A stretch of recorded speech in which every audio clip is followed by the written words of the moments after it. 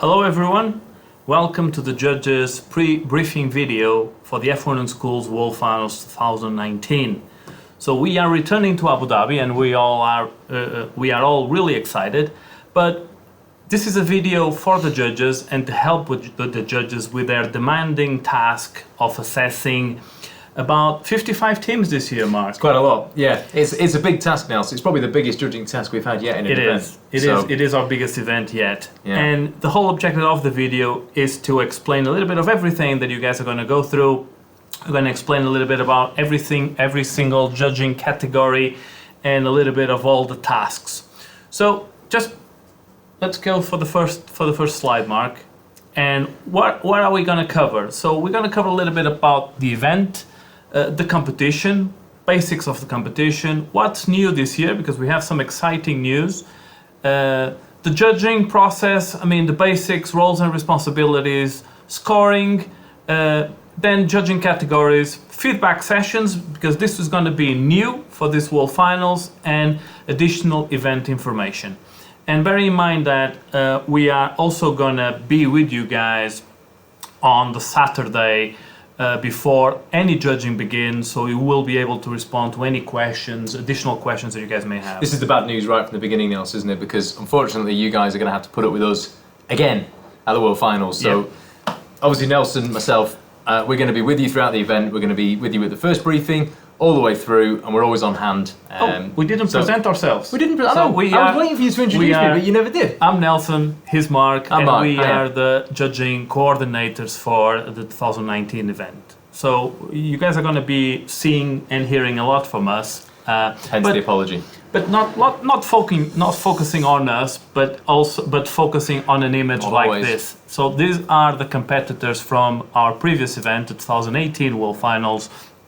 And of course, this was a group. They had expectations, they had dreams. Some were accomplished, some weren't. But the most important thing is that we're going to have a new group with expectations, with goals, with dreams, and we need to do the best assessment that we can to make it fair to them. Yeah, and these are teams, as you can see from the picture, these are teams coming from all over the world. So we've got a whole mixture of cultures, of languages, of expectations, and of experience as well. We've got some teams here from countries that have competed from year zero, from the very beginning of F1 in Schools through to countries who, I think, have we got some debut countries this year, Nels? Yes, we have absolutely new countries.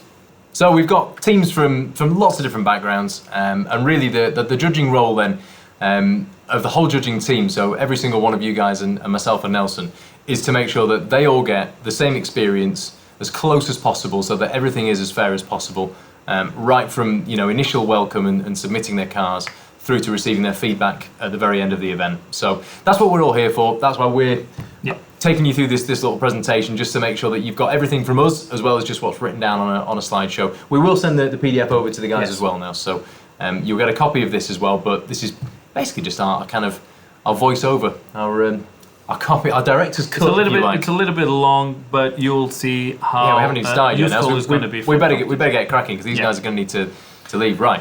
Over to you, Nels. The event, we are returning to Abu Dhabi, to wonderful and spectacular Yas Island, where some of the best attractions in the world are present. And hopefully, outside of the judging process, you guys will be able to have the opportunity to visit places like Ferrari World or the new Warner Brothers studio attraction site. So it's a really exciting place with the Yas Marina circuit, where the final race of the season is going to happen. We already have a champion, but nevertheless, it's going to be exciting anyway. So Yas Island to receive the 2019 World Finals event. Yep, looking forward to it. As you can see from this photorealistic image, this is it's quite some place that we're going to. So definitely cameras at the ready, and perhaps do a bit of research beforehand, before your trip, just to get some ideas for what you might do in some of your downtime before and after the competition. Yeah.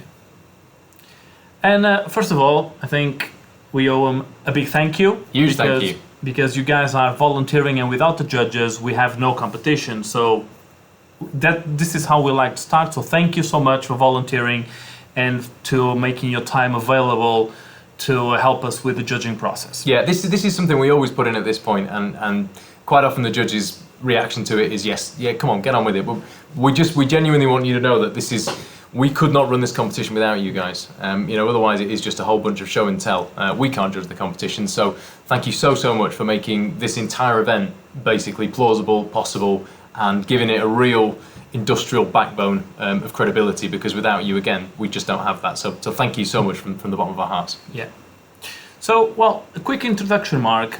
What do the students do? Good question, Nels. Let's look at the slide. So, the students go through a process which is quite familiar to them in some ways, but allows them a lot more flexibility and breathing room in other ways to what they would normally do in school. So, from the very beginning, obviously the problem, the challenge they're set is to design, create, and then ultimately race the fastest possible everyone in schools can't. So a whole amount of planning goes into that, right from business planning through to project planning, project management, delegating out responsibilities in the team. Obviously the teams aren't just sort of a group of jacks of all trades. They tend to be, a team manager, a project manager, somebody who's in charge of the staff, someone who's in charge of deadlines, design engineers, manufacturing engineers, graphic designers, people who are responsible for sponsorship. So quite a lot of diverse roles, quite similar to industry, and that's what we try to make sure that the teams take on from the very beginning.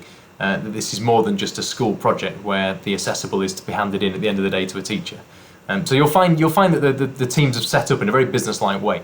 They'll pitch their ideas, and they'll pitch them through a verbal presentation, but they rehearse this, and they sort of, they collect all of their confidence throughout the project and put it into this package. A 10-minute one in the World Finals. A 10-minute presentation, yeah. It's a 10-minute verbal presentation.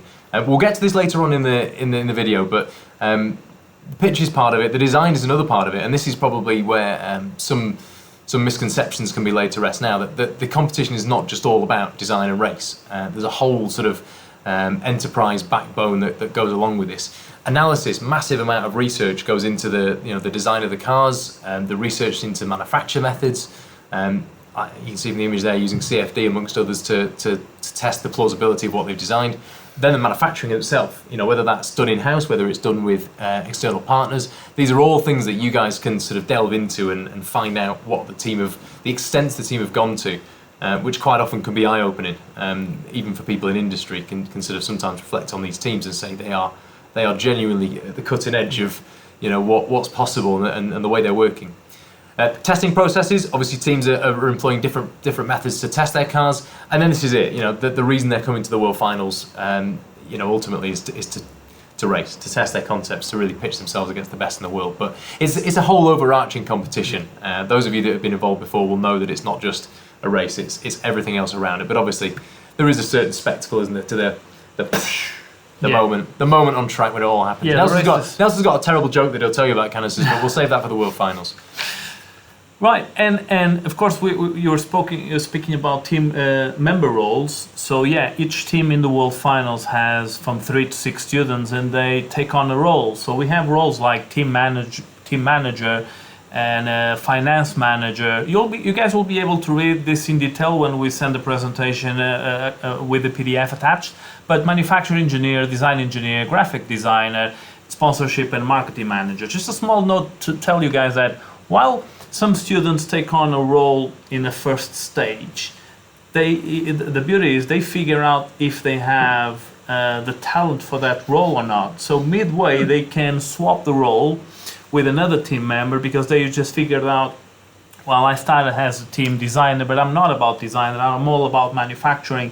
So they swap roles. So this is helping them to realize what can they do in the competition, but not only, also for the future. Yeah, this is exactly it. The whole reason for this competition to exist is to give these students a chance to find what it is that they are good at and find what they want to do after F1 in school. So yeah, like Nelson said, you may well find that, and digging a bit deeper, you may find that the team have shuffled around a bit, or a manager has kind of emerged out of a different position where the students have sort of tried something and gone, actually it's not for me, but I think I've got a skill set somewhere else. So try and uncover those stories. I mean, this is one of the fascinating things about this competition. These aren't ready-made, industrial professionals. These are finding their feet, finding their way. Exactly. Although still, having said that, the standard can be eye-openingly high. So what's this then, Nels? Well, this is what they are all aiming for. This is the World Finals trophy. So only one team can win it, but they all dream with it. Nicely put. Beautifully put. Right. So just also it's really important to let all the judges know the World Finals in context in terms of a competition process. And all around the world is a little bit different because of course we have countries that have been doing it for many years now, but we have countries that are just starting. And while in some countries we go from, for example, a school competition into a regional finals, a state final, a national finals, and then the road takes them into the World Finals, in this event we are gonna see teams that went from a school competition or from a regional final straight into the World Finals. Yeah. So they may have gone through a competition or not. So this is a wide range of experience on the team. So judges will need to be aware of that. Yeah, it's worth mentioning. It's a really good point actually, because it's where initially, probably from a judge's point of view, you will kind of expect the level to be relatively sort of similar from, you know, across the 55 teams I think it is that we've got this year. But the truth is we've got some teams who are coming from very little experience at all. And the trick of it, the part that we've got to play is to make sure that those teams all feel, you know, completely there on their own merits. You know, they may be there in their first year of competition on merit, but ultimately lacking in experience compared to some of our more established teams and countries. So it's making them feel involved, feel part of the process, and not making them, you know, feel unnecessarily like they are lacking behind in years or experience terms. But it's one to watch out for, and it's one to certainly just explore with the teams that you are judging, find out their, you know, where they have come from, what's their background, what's their build-up into the competition. Not having competition experience, it doesn't mean that they will not be the top team winning a specific award. We may get some real wildcards, who knows? Yeah. So just also to outline the event schedule, and of course we are going to send you a detailed event schedule, but basically all teams will arrive on Friday. And this normally when teams arrive, they need to register and they need to hand over their cars, portfolios, and their cars are going to be assessed, see if they comply with all of the technical regulations. So this is what happens on Friday. On Saturday, we have, of course, the judges' briefing, where the judges, especially in engineering and portfolio and pit display, they're going to start pre-assessing some portfolios. And in the afternoon, we have the exciting pit display build, where we're going to need help from some of you to volunteer to help us assess, because there's points to up to grab during the pit build. Then Sunday, of course, opening ceremony, excitement in the air, opening the first race, and main competition judging. This is the nervous start. This is when everyone's keen to impress. Everyone's not really sure what's going to go on. Oh yeah, this is, and everyone's present for this as well, aren't they? The judges are there, we're all involved. Yeah, we're all there. Of course, judges will be busy just judging the teams, and students will be, again, busy just making sure they are going through all of the judging that they need to go through. But competition happens throughout Sunday and Monday, and we have a knockout racing on the Tuesday. Just before you move on, I was going to say, so you might notice here, and if you have judged before at a regional or a national level, the judging is split over 2 days. Yes. So there's just something to bear in mind when you are judging, that obviously your standards, your impressions of teams, and your kind of your own tolerances need to be as accurate as possible between the 2 days. It's not the easiest thing to do and to get right, so it's something to consciously think about. The way you approach the teams on both days, you know, it can be quite easy to sort of come into your second day almost a little bit blasé, or feeling more comfortable, feeling more confident in what you've done the previous day. The truth is you need to hit the teams exactly the same as you did both days, so that we don't have a sort of disparity in judging between the Sunday and the Monday. But we are always going to be present to help you guys with that process. So just a small note to say that in the end, by the end of the competition day on the Sunday, we have the exciting social activity for the judges. Ooh. And I think Mark is going to be a little bit surprised because it doesn't know about it, but we're going to go karting.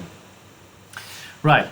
Going into I didn't know about that. I know. Yes. What a surprise. They know they have received the registration form. When you say they're going to go karting, do you mean we're going to go karting? I don't know if we're going to go, but at least we can see them race.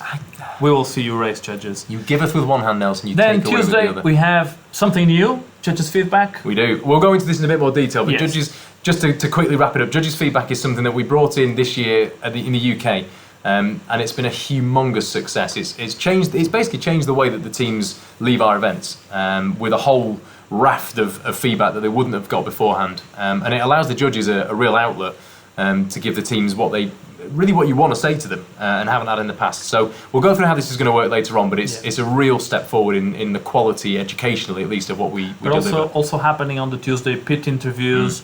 So this is students having a chat with Crofty, and a knockout competition where we will find out who the knockout winner is. Yeah.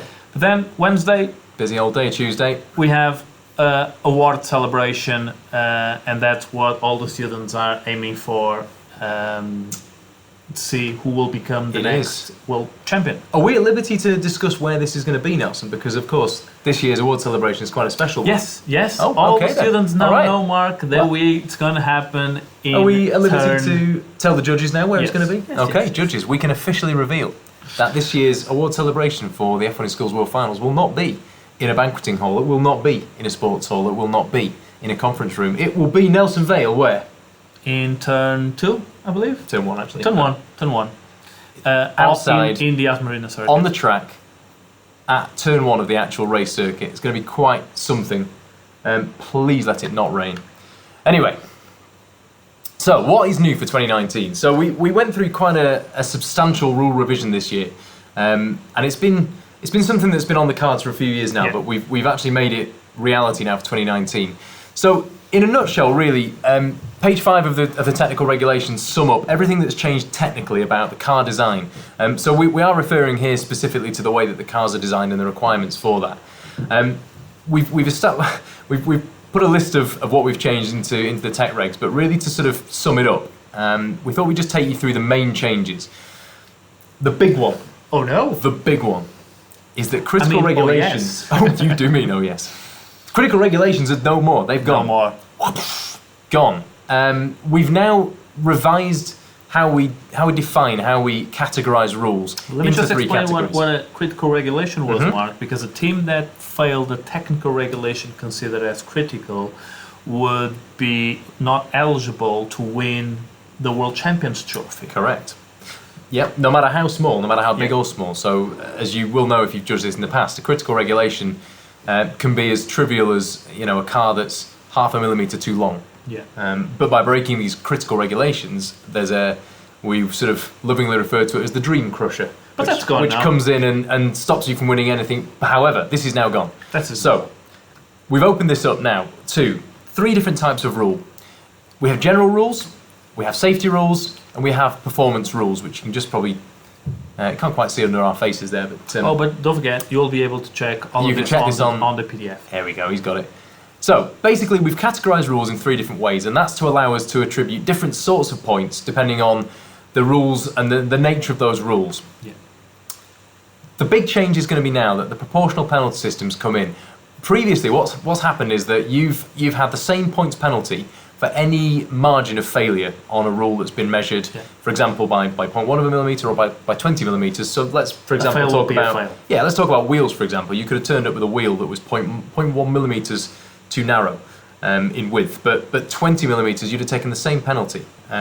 However, now we've got the proportional penalty system, the PP Plus system. We love it now. We love a little an acronym.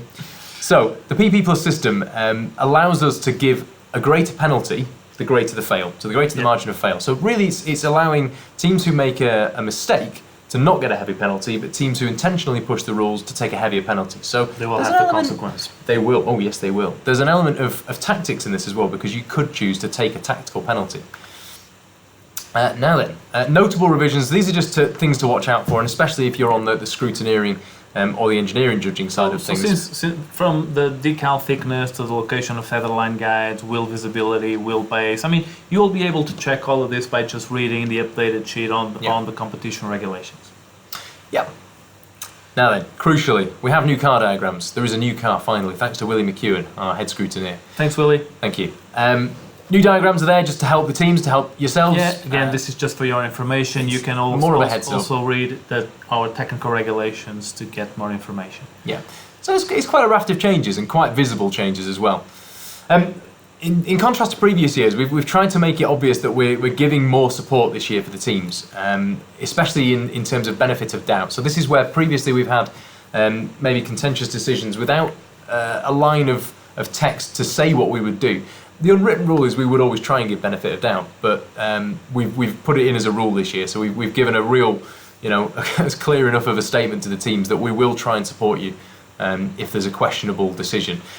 We've put in there about spirit of competition as well, yes. Nelson. This is all about basically everybody sharing. I want to quote you a little bit here, but sharing the love for the competition, and everybody approaching it in the right way. So spirit of the competition is there to try and prevent any team from exploiting the rules for their own advantage at the expense of of the competition and of other people. Again, you can read more about it in the documents, and it's 2.9. And there's also a mention towards plagiarism, which has been it's been raised as an issue. In the last couple of years, there's been a few comments that have just prompted us to put a bit of a stance this year in place for looking out for plagiarism. So, as judges, I guess as our responsibility and part of our role, be on the lookout and just be aware. We have a strategy defined. We do. Yep. This is always going to be one of our main concerns, together with making the teams understand all about intellectual property. Yeah. So, as the judges, you are one of our first lines of defence for flagging and highlighting anything that looks suspicious. Right. So this was a structure that I just created just to show the judges how do we work. So we basically just to show our family tree. Yeah, it's our family tree. So it's F1 in Schools HQ. We are not a big team. We're a small team, but a good one. But for this competition, we divided. We have Dave House as the event director that he supervises the entire event. But in terms of a judging procedure, we have an international rule committee that supervises everything. But then on the event itself, we have Gary Anderson has the chair of judges. But then he's supervising the lead judges inside of each stream. Then each stream has a stream lead, and then we have the judges working on each of the streams. So this, and of course us, the judging coordinators, trying to make sure all the process goes well. So the next slide is just some general advice. So this is really just for a reminder for people who've judged before, but also just so general rules of thumb really for judging. It sums it up in the text here really, and we've mentioned it already that the judges, you guys are part of a team that represents industry. You represent, like I said, the credibility of our competition. So you are role models. The teams are looking at you as role models. So in the way that you conduct yourselves, really kind of embody that role. You are there as part of our team. You'll all be obviously wearing the F1 in Schools uniform, but absolutely be proud of where you work and feel free to bring the teams into that knowledge and share that with them. Yeah. Obviously, you are role models, and as much as we are there in charge of the event, there's tons more of you than there are of us. So really, you're kind of an extension of our team. We'll all look very similar walking around in our t-shirts and our branded gear. So really, the judges become a sort of core part of the F1 in Schools team, and you're there to represent us. You represent the competition, and really show us off for the amazing initiative that we are. And the students will make sure they value every single word that you say. Yeah. So it's really important. And what happens if a judge sees an issue? Well, really, the first thing to do is to raise it and to pass it immediately to us. You're not there and responsible in any way for the actual implementation of safeguarding. You're purely there as a set of first eyes. If you see an issue, please just report it straight to us. And as the event team, it's up to us to manage it internally. Yes. So, hints and tips. These are more, again, just kind of general, pointers and things to consider when you're judging. Obviously, there's a massive amount of pressure on these students now. So, they come into this event petrified, but keen to impress. One thing that they always say is that I'm a little bit scared of going into the judging. Are the judges scary? Are the judges mean? And we say, yeah, of course they are. Oh, no, not at all. Because part of the I think really one of the pleasures of judging and being able to be a judge is to be able to put the students so easily at rest, because really they see you guys as the monsters. You're the dragons. You're the ones that they're the most fearful of. You're the ones that they're most keen to impress, and they're the most nervous about talking to. So you being on the front foot straight away, smiling, introducing yourselves, just letting the atmosphere relax immediately, especially when it's, for example, the verbal presentation, when there is quite a sort of quiet, static atmosphere in the room. Just being the people that invite them in and welcome them into your space. We want to put the teams at ease because we want to see their best work. We don't want the tense, nervous, 6, 7 out of 10. We want the full, relaxed, passionate 10 out of 10 from all the teams at all the time. So really, that's part of your role, is just be the ones there to relax the team straight away. Right, so some hits and tips then. Smile, introduce yourself, positive attitude, time management. Quite a crucial one. Keeping a timer in hand just to make sure you guys respect and comply with all the judging timers, because we don't want you to take too much time with one team and then not give enough time to the next team. It can be really tempting in certain areas, perhaps more than others, but it can be really tempting to just carry on interrogating, questioning and talking about things to a team. But you have to remember that the competition is based around a very tight schedule where every team is given a certain amount of time for each judging area. Now, it's up to us as judging coordinators and up to you guys as judges to make sure that every team, like we said before, gets a fair crack at that and gets the same window of opportunity each. So having a timer there in the room with you just means that you've got an eye on the time. You've got 15 minutes, for example, for this part of the judging, another 5 minutes for this part, for example, a 5-minute break, and then the next team. Sticking to that schedule allows A, the event to run to time, and B, the teams to all get the same experience. So it's a really crucial thing for us to do. Don't worry, we're going to be there to help, and your stream lead is also going to be there. We'll be knocking on the door telling you to get out if you're too late. Right. Asking questions. If you've got the opportunity to ask questions, especially in engineering judging, in enterprise, in pit display, perhaps less so in verbal, where it's more about the presentation and listening. But when you are asking questions, try to distribute them evenly amongst the team members. It can be quite easy sometimes for one or two dominant team members to sort of take over and just answer all the questions. But try and give everyone an opportunity. It may well be that the ones that don't naturally come forward are the ones that have something really interesting to give. So try and spread, individually target questions out. Yeah. This is a really important one because it can be often the way in boardrooms and in businesses around the world that questioning, especially questioning of younger staff and questioning of younger people, can be designed to prove a point and to try and catch out. Where what we're trying to do here is we're trying to give, a bit like I said before, give them a platform to perform. Give them an opportunity to tell you what they've done. Give you an opportunity to share their good work with you and try and make them feel like every question you ask is to give them a chance to tell you their best work. Tell them why you've done so great. Because they're going to be nervous and they're going to forget to tell you about important stuff about their work. So sometimes that specific question can trigger something that they haven't told you yet. Absolutely, yeah. So again, using the scorecards as your prompts, give the students a chance to contribute and give them a chance to give you everything that you can possibly give them credit for on the scorecards. For safeguarding reasons, and it's a real basic one, but just make sure that you're not ever alone in a room with a single student. It shouldn't be an issue with the judging teams. No, everyone's in we a are team. Implementing process to make sure no judge will be alone with student. Yeah. The notes side of things. Now we'll talk about this when we get to feedback, but obviously making notes as you're judging is difficult because you're trying to take in, verbally give out and also record feedback. But getting a system going where perhaps you've got somebody who is more in charge of the note making than others. It may be that you nominate, internally in your stream, somebody who's going to be more forwardly questioning a team, someone who's going to be more in charge of writing notes down.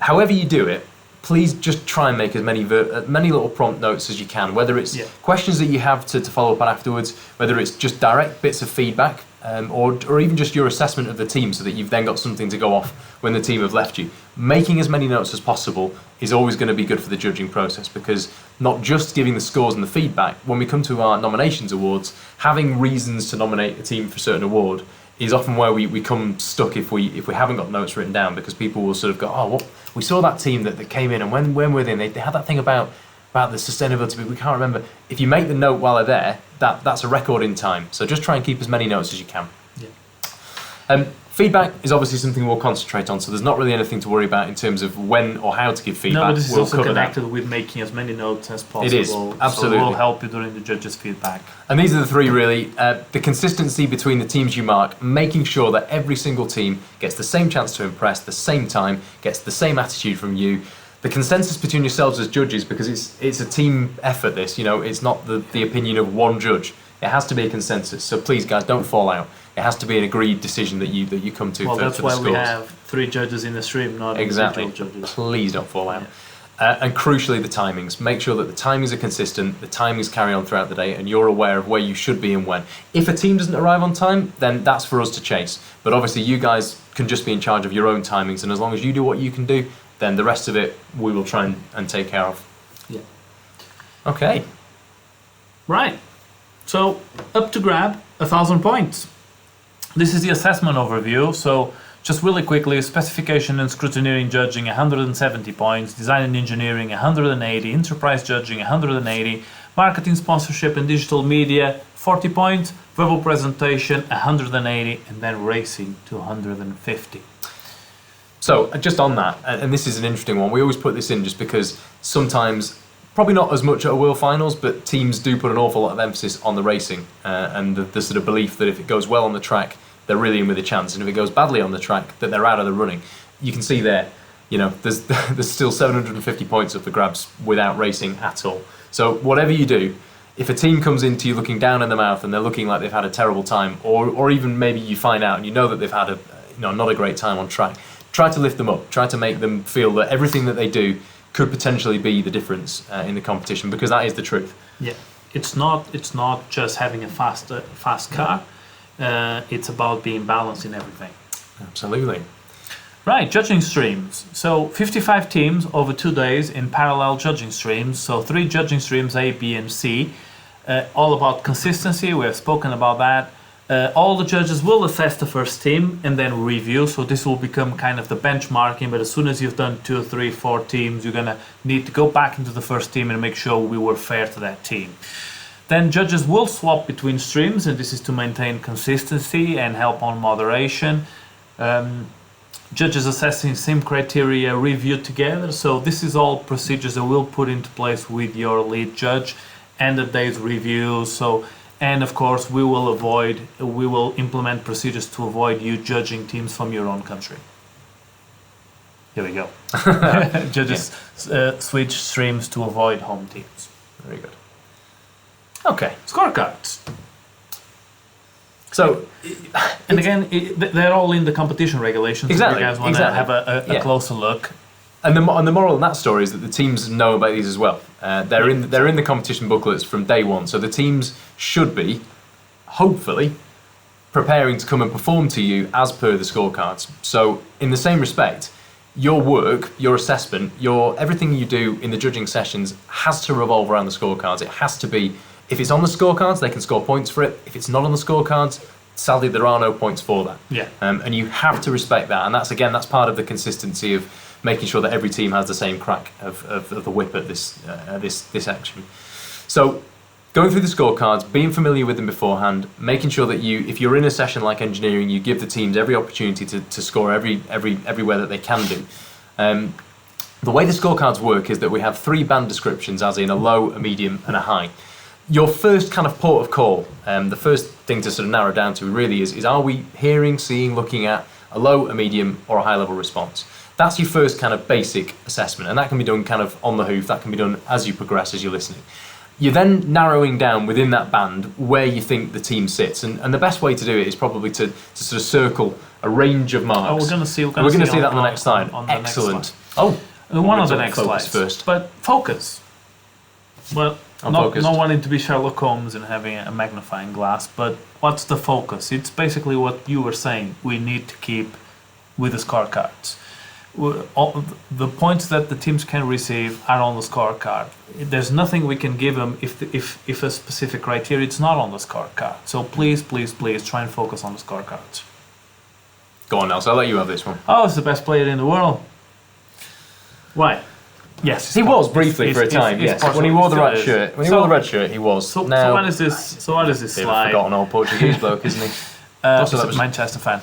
So Cristiano or cute, it doesn't matter. So what's the whole point with this? So it's all about being objective and making sure that external factors don't influence your decision. So for example, if a team is looking to be really I don't know, a little bit arrogant or a little bit too cocky, too convinced that they're going to win. It's not that. It's not up to the judges to say, oh, because they are looking like that, we're going to take some points from somewhere. No, that cannot happen. Or the same cannot happen if a team is just really cute because they're young, because they look great in their equipment. Oh, let's give them 2 or 3 points. If it's not on the scorecard, we cannot give them or remove points. I think this is in. We put this slide in and we talk about it also, but just to remind you, almost subconsciously, to think about this, because not for a minute do I think that anybody in the judging team would look at a team and mark them down because they didn't personally like them. But I think what we've just got to try and make sure is that even subconsciously we're not like Nelson said, we're not looking at perhaps the inexperienced, the cuter teams and going, oh, well, they're so cute, they deserve it.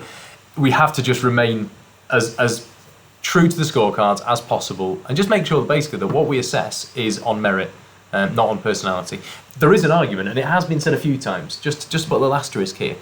A few people who judged verbal presentation before said, yes, but part of a verbal presentation is to come across in a likeable way.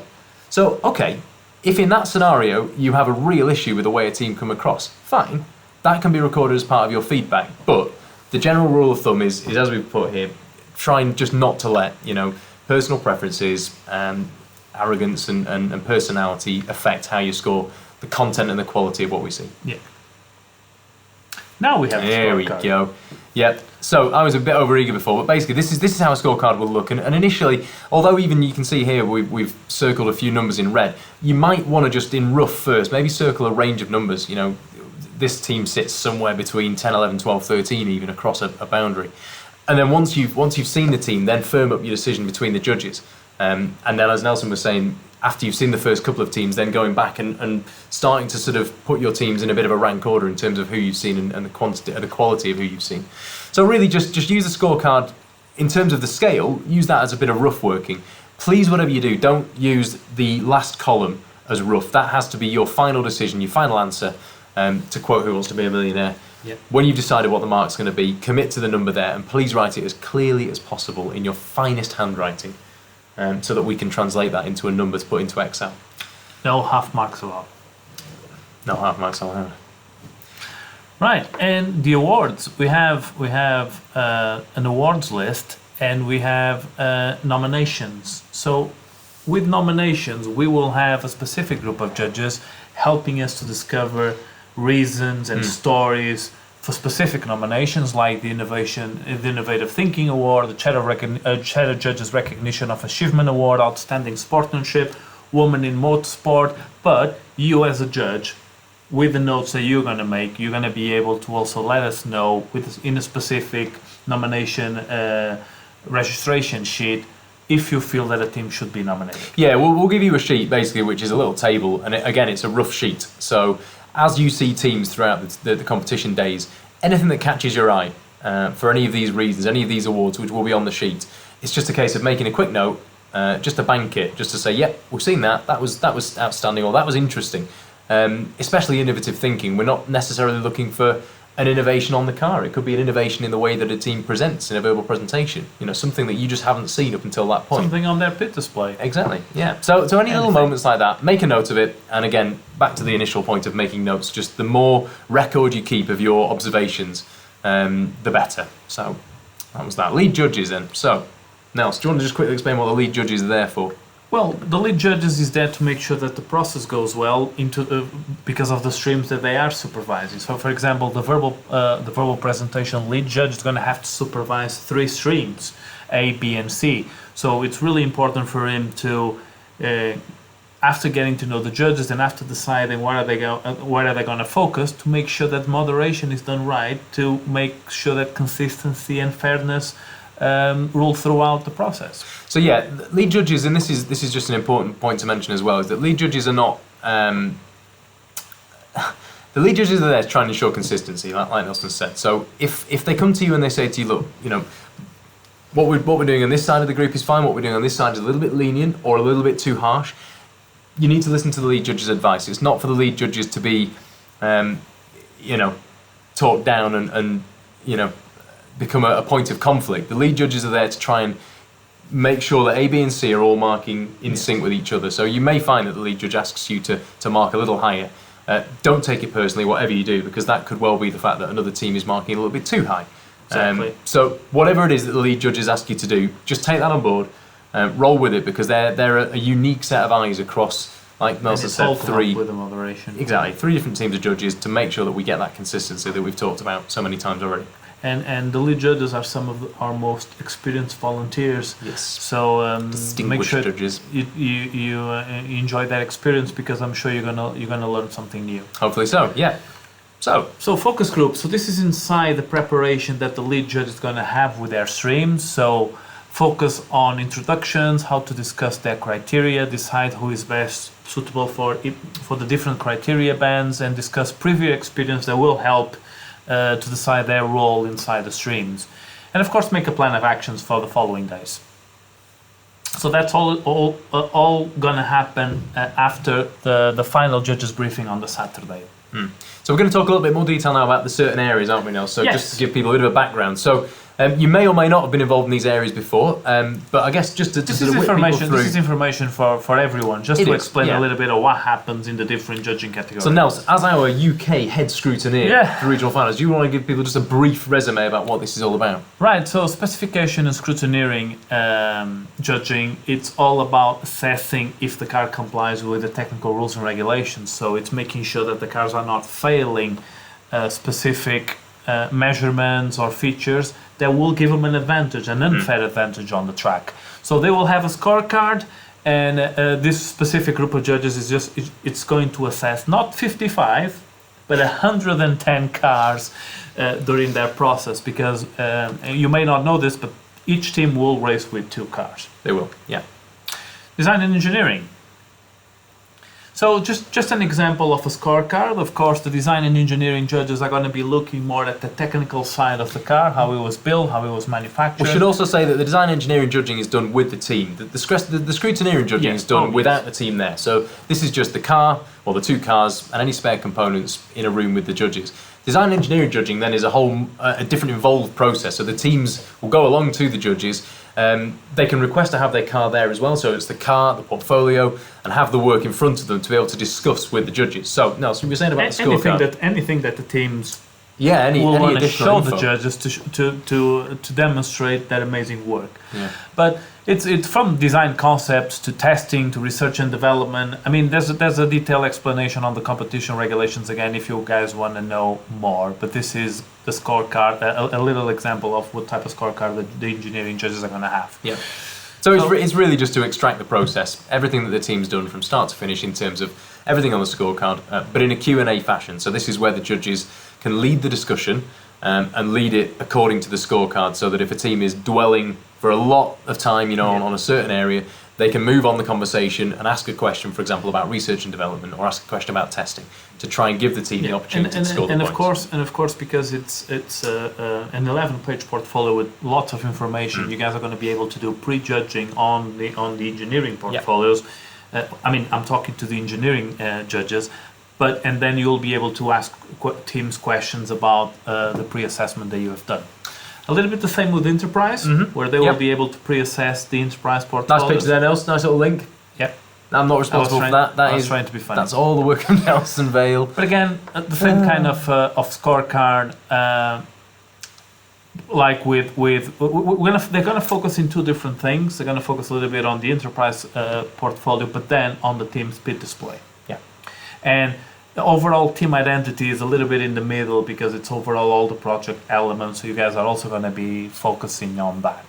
But project management, and then how the pit display looks, how it was built, if there were sustainability considerations, you guys are going to be able to check all that. A lot of Q&A. A lot of Q again with the Enterprise.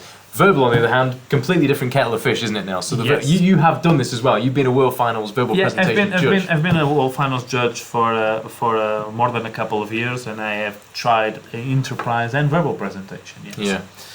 And So the format here is very different, isn't it?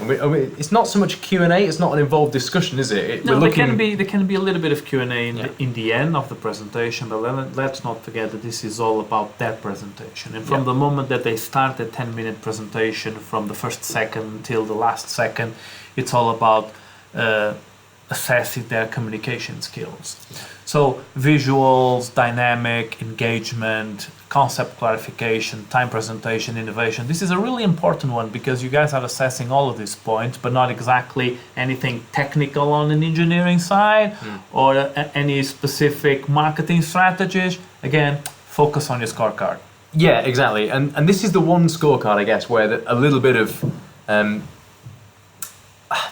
sort of personality reflection comes in, because you will all feel differently about, for example, dynamic energy. You know, if you take the third line on the scorecard as an example, you know, how passionate did you think that team just was? That's where I guess you've got to just sort of find a level between you as judges, and the lead judge will help the streams do this in sync.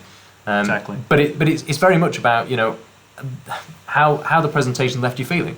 You know, think about this in a business context. If you were sat receiving a pitch from a company across a table, how did you feel when they left the room? Did you feel inspired by them? Did you feel like they were, you know, feeding you lies? How did you feel? What was the feeling in the room after this presentation was done? So that's kind of what we're trying to extract from the verbal presentation, more so than, like Nelson said, the sort of technical details, which we assess elsewhere. And I'm sure you guys are going to have mind-blowing moments from all the amazing verbal presentations that the teams are going to do. Here's hoping. Okay, marketing, sponsorship, and digital. So digital media, we've changed this slightly, haven't we, from previous years? But ultimately, the judging is very similar. But basically, this is a document that teams have to submit with their marketing strategy and their digital strategy. So they're going to, again, be assessed by a specific group of judges. They're going to be looking through their strategy throughout the 2 days. But this is done, again, this is away from the team. So this is a little bit more like scrutineering. But they will have the opportunity, the digital media and judges will have the opportunity to speak with the teams that have been displaced. Yeah. Right, and then we have racing and car service, with lots going on this panel, and of course this is one of the most visible panels, the racing. There's no hiding on track. and car service procedures, but they are really, really, really important. This is huge, yeah. I mean, this is an area where, like Nelson said, you are absolutely on show. In the other judging areas, not so much. Certainly not on camera. So the racetrack officials and the entire race procedure is live webcast to the world for the best part of 3 days. So we're talking about the guys being in charge, the guys and the girls being in charge completely of the setup and the running of the track, and the loading on and off of the cars, which of course is an incredibly delicate procedure and has to be done from the alignment, from the consistency. Delicate alignment of the track on car, preparing for the lunge. Then managing any potential breakages that may occur, because teams will have a specific time to try and fix their car. Correct. Yeah. Teams will bring their own deceleration systems, and we need the help of the track judges, specifically in the end of the track, to make sure they are using systems that they can use, not an illegal system. I mean. And then making sure everyone is ready to race. But then there's a stage after the race where students will need to do some maintenance. And some may not consider it glamorous, but it's really, really important, because it's the competition goes, there's 3 days of racing.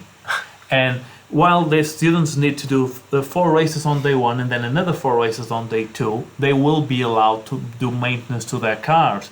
So what happens is, for example, a car service judge doesn't notice something illegal from a team going on the car. They will have a huge advantage on day 2.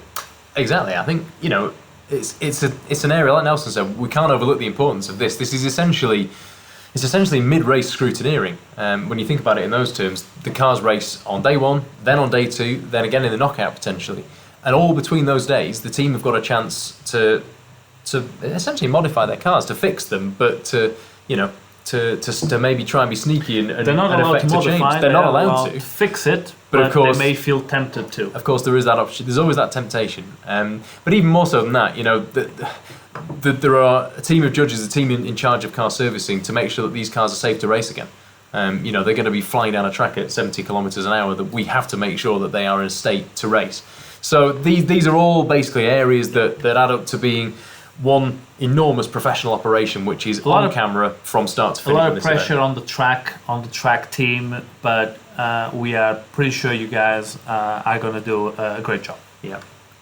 So here we go. Judges' feedback. Judges' feedback. This is new. And this is, as we've shown you with our funny blue blob, the blue blob of goodness. Now this is new for this year, for the F1 in Schools World Finals. We piloted this this year in the UK, and it was something that we wanted to embed because we'd had feedback from the teams, and we had feedback more from the teachers that really what the teams were lusting after was more useful feedback. We always give a scorecard, and we give a copy of the hard scores, the numbers that the team received, but never before have we had a structured mechanism for giving real quality verbal feedback in the heat of the action, which is quite often when the best feedback is given, because everything's fresh, everything's still in the memory, everything's still relatively easy to remember in terms of who you've seen, the quantity and the quality of what you've seen up to that point. And it's about giving teams something to go away with no matter where they've come. It's about giving every team the feeling that they've turned up, they've performed to their best ability, and they've gone away knowing exactly where they could have gone better or where they did well. Because basically they want to know where to improve. Exactly, of course. Because most of these teams are gonna, if they don't reach their objectives, they will want to compete again. Absolutely. So it's not a case of whether they came first or came last. It's a case of what they did, the merits of what have shown you, where they did well, and where they could improve, with a couple of useful tips to get there. Now, Nels put this beautiful little slide in just to sort of sum up. Because of course we have the winners, but we also have the teams who will not reach their objectives. I don't want to say lose, but they will not reach their objectives of winning an award or becoming or staying in the first 3 places of the podium. But this is such an important process for them. So the feedback from the judges, how they perceive the whole process, this is really, really important. Yeah. Because if they go away from the event feeling that, right, I did my best, I now know where to improve, I guess they will value more the competition, they will want to enter again, and they will recommend the competition to future competitors. So how are we going to actually do it then? So recording feedback is going to be the first thing, because obviously you see the teams, for 2 days pretty much. You see them for 15, 20, 25, even 30 minutes at a time. That is the time to record your feedback.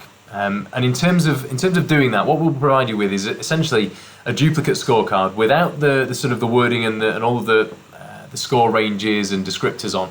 But we'll give you essentially a copycat of that with a box for feedback in each row. Now, it's not essential that you fill every single row in, but only where you've got some feedback to give the team. Now, it may be that you pick up something about the way that they've project managed, and it was either exceptional, it stood out, or there was something about it that you felt could have been added and it could have been just thrown in there. These are the things to make in note form. The best way of doing this is to use it side by side with your scorecard. So as you're sitting there in the session, if you're starting to record a rough range of scores, add to this a little bit of feedback for each one. Now, it's probably going to work best that you have somebody dedicated to writing down that feedback and to writing it in note form. First reason for that is that someone's handwriting needs to be consistent, so that someone at least knows what everything says. Easier if it's the same person every time. You need to be absolutely sure as well that person is going to be there during the feedback sessions. While this is a little bit outside of the judging process, it's still part of it, but we may lose some of the judges on the Tuesday. We just need to make sure at least the ones who are going to be able to be present to be the ones responsible for writing the feedback. Absolutely, yeah. No use in the person who's written it down then leaving and you guys not knowing what it says or what it means. In terms of writing it down then, what's important to stress is this is not going to be written feedback given to the teams. So you don't need to write this as it will be read by a team. You're writing basically verbal prompts for yourself. So when we come to the Tuesday, you're going to use these sheets that you've been recording throughout the judging sessions as verbal prompts to be able to give the team 2, 3, maybe 4 little nuggets of information, little nuggets of feedback, and it's just going to go off your notes. What you can do, and we've set the sheets out to do this, as you can see in the little image there, is we've given you an option to put a tick in the low, the medium, or the high box. Now, you can choose to do or not to do that, depending on whether you want to share that with the team, but it might just give you a guide as to which scale you put them in. So obviously if the team has scored 20 out of 20, you might want to just put a tick in the high box to remind yourself that you scored them in the high column. Then obviously the feedback itself is the crucial bit, so it's just that little nugget of information. Obviously with some teams you might not want to share this with them because you might not want to share the fact that they were low in all but 2 of the columns. Use your discretion, and obviously one of the big things about feedback, and we'll get onto this, is giving teams a bit of a positive to go away on no matter how they did. We've said keep all your notes on the feedback sheets. Now that's because we want you to give feedback in a structured way. We don't want to be having 3, 4, 5 different bits of paper or recording mechanisms. They're not going to have the scorecards on this day. Correct. So all the notes that you want to give to the team need to be on this feedback sheet, not on notepads, in dictaphones, on iPhones, on the scorecards. Try and put everything onto this sheet, even if you're using the back of it. Try and collate everything on the feedback sheet. Yeah. Your final thoughts. This isn't something to necessarily do every time, but it may just be that you've got a team who haven't really had a standout area, and there wasn't really, a really important specific bit of feedback that you wanted to give them for lots of things. But a final thought could just be the best way of communicating your feedback to them, with a sort of general summing up of how they did, how they could improve, what they were strong at. So again, use this feedback sheet with your discretion. We're not going to take these in off you. We're not going to ask you to give them to teams, and we're not going to copy them and give them to the teams. They're for your record, but for your, like I say, for your prompting during the feedback session. So just make sure that you've got enough detail down there that you can give the team 5 minutes worth of useful, helpful feedback, specifically tailored to their performance the previous day. Yeah. Now, giving good feedback, and this is something that years of teaching have helped me put together, but it's, if you've been in a position where you've given feedback before, you'll recognise these steps, or even receive. Let me guess, it's all about being positive. How did you guess that, Nels? How did you get there? It is, but it's positivity with realism attached. We don't want to give teams the false hope that they've gone away scoring 20 points everywhere where they haven't. What we want to do is make sure that they feel valued for all their contributions that they've given you, and not sent away feeling like if they have to improve in every single way that they understand that and that they know that they've underperformed everywhere. So, like we've said here on the slide, the feedback must be aimed to encourage. There's no point in us giving feedback to a team where the delivery of feedback is cutting the team down, telling them how badly they did, telling them what they got wrong, and giving them all indications that they didn't score many points. The whole point of feedback, and it has to be for an educational point of view, is to give them a way to improve. So giving them a method to go away and go, okay, we did this bit, but we could have done this, this, and this. So we have to send them away. We now know where to improve. Exactly. We have to just send them away inspired, not distraught with criticism and being made to feel like they've done really badly. A nice way of starting feedback, because it can be quite an awkward way to start sometimes from the point of the person giving feedback. Ask the team to start the conversation with you. Ask them to start off by saying, well, we think we did this, we think we did that well, we don't think we did this well. It can often break the ice where you might think you need to tell them that they didn't perform strongly in a certain area. They will probably offer that up straight away and say, oh, we messed up the timings, we forgot to say this bit, and that bit wasn't very good. Throw to the team first, and it takes all the pressure off you as the judge starting that process. So where relevant then, you can sort of chip in along the way and say, yes, well, we thought that as well, but what we thought you did really well was this, this, and this. And if you'd just done this extra, then this would have meant you'd got more points, you'd have been in the next mark band. That's how we want the feedback to go and to feel with the team. It goes without saying that we're going to have some teams at this event who are unbelievably able and showing incredible competencies. Now, they may also come across, and a bit like Nelson was saying with the Cristiano or Cute side, they may come across that they know that this is great and they know that it's good, but we've got to remember there are some extraordinary achievements here from students that are not even at a professional working age yet. Recognise those achievements. No achievement is too obvious to be given praise for. So you'll mean so much for them. It will, yeah. A team may be underplaying something because they feel like they know how good it is, but until you say it, they don't maybe truly believe it. So please do recognise the really extraordinary achievements. I always say use negatives as a window to frame a positive, rather than going in with the negative and just stressing how a negative is there. It's not about the negative, it's about what they need to do to get past that. So rather than saying this is what you did badly, saying here's what you could have done to do better, and just using what you see as a negative or what you've scored on the scorecard as a negative to give them a bit of positive encouragement. This 2 stars and a wish thing, there is actually a bit of criticism for this method, and I heard this recently which made me chuckle, about giving positives and negatives in combo, but try and balance it is the message here. Don't just go all positive or all negative. We don't want teams going away with a false perspective on how they did, but it's always helpful, useful feedback. But we also don't want a team going away saying everything I did was wrong. Exactly. Oh my God, and they go away crying. Yeah, exactly. Again here, just to reinforce the point, where there are negatives, our objective here is not to pull them up on where they've gone wrong, but it's to advise them on the ways to go better. It's to give them routes of research, even suggesting ways that they might go and look into something different in the future, but to give them steps to move forward in their lives as young people and young learners. This is the main point here, and this is the kind of the moral of the story with good feedback, is that we've got to remember here, and it's very easy to forget with some of these students because they come across so convincing, with their embroidered team uniforms and sponsor logos, looking like ready-made F1 teams, that we are still dealing in the vast majority of cases here with children. As adult as they may come across, we're dealing with young people who are ultimately emotionally not at a stage in their lives perhaps where they could take a real battering from peers. They've put so much into this project, and they will have expended months, maybe even years, of emotional energy, physical energy, their hard work and everything that's gone into this. We need to treat what they've done delicately, no matter how high the standard and how high we expect the standard to be, making them feel that what they've done really well, and that they've done amazingly to get there. They're at a world finals. For goodness sake, they've got to the peak of this journey. So they should all be going away feeling incredibly proud of themselves, and just remembering that we are dealing with, not necessarily these hard-nosed professionals that they want to think they are. So it could just be that the feedback you give them in this event is the difference between them going, all right, we didn't smash it, but I know what I need to do to be the design engineer, or I know what I need to do to be a marketer. Or on the other hand, if it goes badly, it could be the reason they go, well, forget it, it's not for me, then I'll go down a different route. So this is our job really, and this is why it's such a powerful activity. So we're almost there. We are. just a couple of small details, and the first one is pit build assessment. So this is going to happen on the afternoon on the Saturday.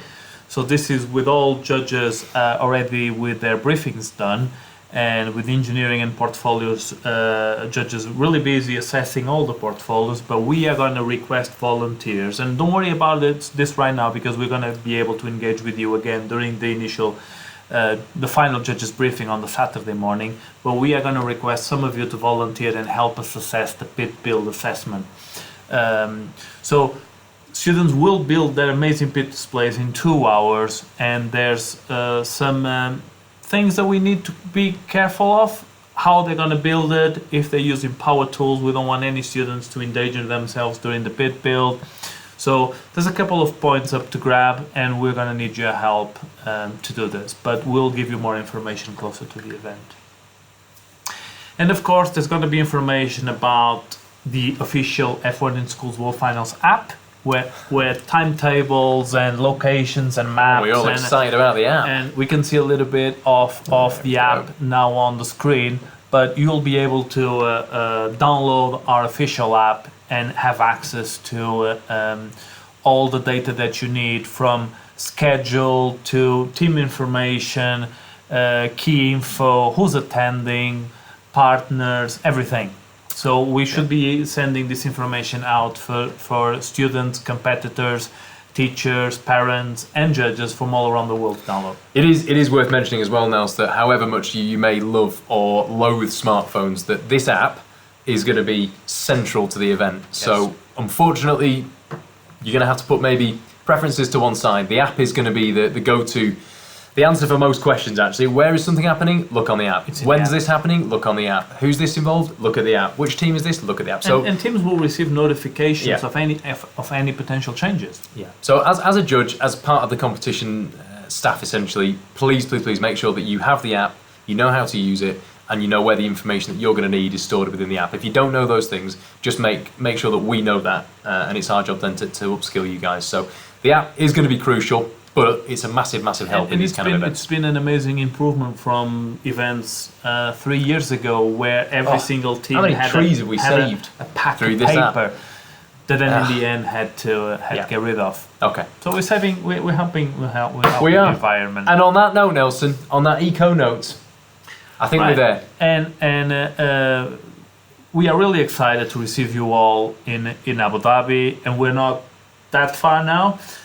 So just watch this video as many times as you want, and if you have any questions, please send us an email. We're more than glad to assist you. But please remember, we are going to be together for the final judges briefing on the Saturday morning, where we are going to help you with all this process, from moderation to judges' feedback, and the lead judges are going to be there, and our chair of judges, Gary Anderson, is also going to be there to supervise the entire process. Yeah. So, who is going to be the next F1 in Schools World Champion? That's what we're gonna discover and find out. You guys are going to help us decide. Yeah, exactly. So, bring your questions to Abu Dhabi. Obviously, watch the video. We hope you've kind of got the gist of everything that's important for the event. But obviously, make a load of notes of questions. Bring those up in the briefing in Abu Dhabi.